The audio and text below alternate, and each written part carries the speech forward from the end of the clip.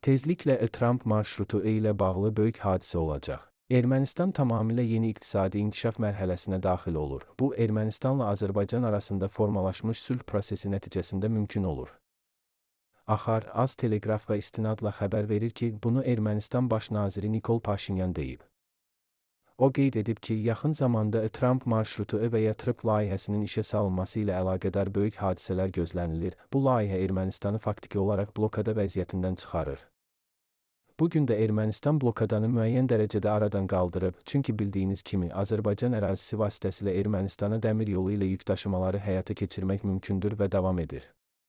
Onu da deyim, siyasi razılaşma var, ixracın da dəmir yolu ilə həyata keçirilməsi mümkündür. Əlbəttə, Gürcüstan ərazisi vasitəsilə. Biz Azərbaycanla TRIP layihəsi çərçivəsində dəmir yolunu açana qədər. Bu isə çox vacibdir. Siyasi razılaşma ondan ibarətdir ki, həmin dəmir yolu heç vaxt bağlanmayacaq, yəni bu, həm idxal, həm də ixrac üçün etibarlı marşrut olacaq. Amma mənim başa düşdüyümə görə, biz hələ ixrac üçün dəmir yolundan geniş istifadə etmirik. Çünki 30 il ərzində formalaşmış logistika zəncirləri mövcuddur, onların dəyişməsi üçün əvvəlcə etimad lazımdır. İnsanlar deyilənlərin nə dərəcədə davamlı və etibarlı olduğunu anlamalıdırlar.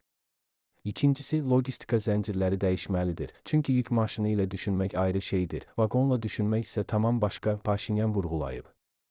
Erməniləri təşvişə salan xəbər yayıldı, Putin belə bir mesaj verməyib. Qaz qiymətlərinin artacağı ilə bağlı yayılan xəbərlərin əsası yoxdur və Rusiya prezidenti Vladimir Putin də belə bir mesaj verməyib.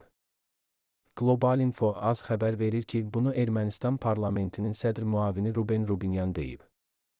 Niyə qaz qiyməti qalxmalıdır? Yəni Rusiyanın hansısa razılaşmaları yerinə yetirməməsi və ya düşmənçilik addımları atması nəzərdə tutulur. Belə bir şey yoxdur. Prezident Putin məsələ ilə bağlı heç bir mesaj verməyib, Rubinyan bildirib. Parlament rəsmisi əlavə edib ki, bu cür iddiaları bəzi Ermənistan siyasi qüvvələri və onlara bağlı media yayır.